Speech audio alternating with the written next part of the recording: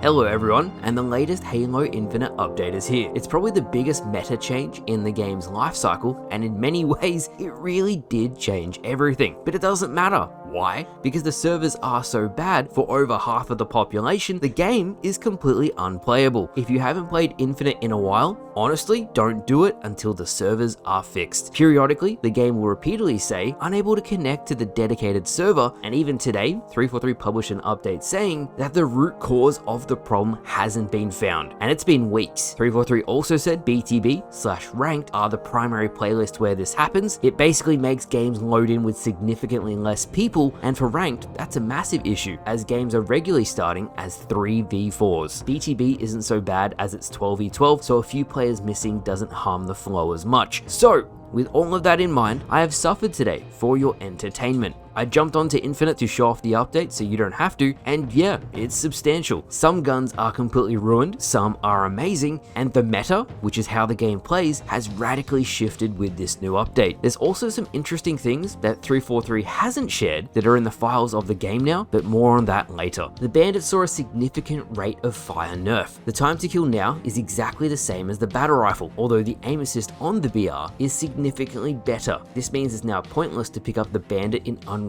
playlists, as the sidekick will shred up close and the battle rifle is better at range. For ranked play, the Bandit nerf is fine because it incentivizes players to look around the map for new guns, the way Halo should be. But unfortunately, this makes the gun very tricky to balance because now, in unranked playlists, it feels meh. Another weapon that saw change was the assault rifle, and I actually thought this gun was going to get buffed. It feels horrible now, like very weird. So if you try to control the bloom and rapid fire by quickly pressing your trigger, you'll notice your aim blooms out to max anyway. This means the gun is now hold down and spray. You can make your own mind up about this, but to me, it feels very weird. Moving on from that, on the other hand, here are the weapons that I think have really improved. The Disruptor is really good now. I absolutely love it. If you haven't tried it yet, you should. The damage over time works now, and it's a viable weapon pickup. Add in the EMP feature so you can take out vehicles, and I think the Disruptor is actually a bit strong now. The campaign weapon Plasma Pistol and the Ravager are also fun weapons to use now. For almost 3 years, these guns were borderline useless. However, now they're worthy of the legendary weapon branding. Another weapon,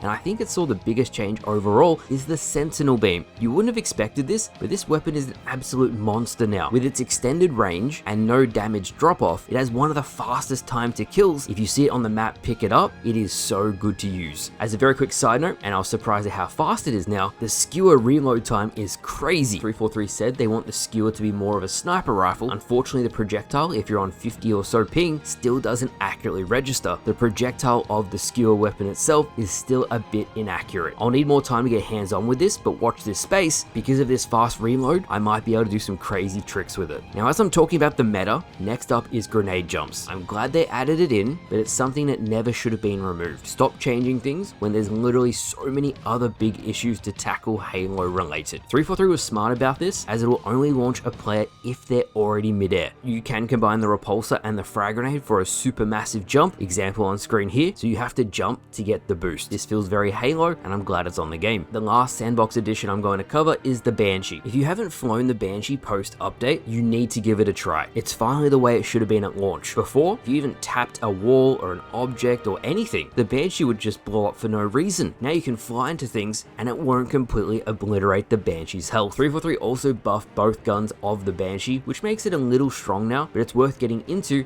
if you see it on the battlefield. Now moving on to something you all care about very much, here are some games from the new Fleetcom Operation update. Team balancing on Halo Infinite still punishes anyone remotely good at the game. No, it's probably never going to change, but if you are having unfair matches, just know that it isn't your fault, it's just the shitty matchmaking system. Speaking of the new Fleetcom Operation, and we have the Fleetcom Battle Pass. It's 90% Spartan points, just like all of the Battle Passes now, but 343 updated Spartan points based on our feedback. So good job guys, you literally got this change. Now on Halo Infinite, you'll earn Spartan points for every game. 500 for your first of the day, 300 for the second, and then 100 points for every game after it. It's a welcome change, and I'm really happy this was introduced. It will give people plenty of points to unlock the new Haunted Armor, which is from Halo Reach. It's 75,000 points in the exchange. You can also buy it if you really want to, but giving players a free way to unlock armor based on playtime is something I've mentioned 1,000 times over the years, so to finally see us listen to and it rewards people for their time played is great. While we're on the topic of cosmetics, as with any update, players have deep dived into the files to see what is potentially on the horizon for Halo Infinite, and there's actually quite a few things. First of all, the Halo 5 Achilles armor will be returning to Halo Infinite. Now Delta said this will be a shop bundle, but I'd imagine like the Haunted helmet, this will be in the exchange too. For this particular armor that took 100 players in a Spartan company months to unlock, I'd like to see Achilles be an earnable only reward. Give it a really high Spartan point requirement. Having one purely earnable armor would be refreshing. The other thing that stood out to me, and it's probably coming for Halo 2's 20th anniversary, is a new Master Chief armor was found in the files. Similar to the Mark V Chief, this will most likely be in the shop. Ironically, the Wide Chief Charm seems to use the same base model, so it seems like 343 has a lot locked in their vault for Infinite as a whole. Which brings me what I really want to point out and bring attention to. 343 has content for Halo Infinite. They've had content stored for a while, and they're slowly drip feeding it to stretch it out over time. I spoke about the end of Halo Infinite's main development a couple months ago, saying that when the match composer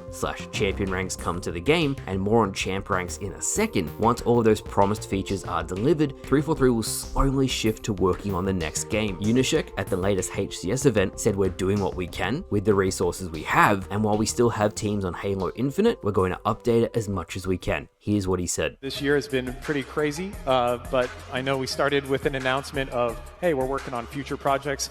I also want to make sure people know we are continuing to support Halo Infinite.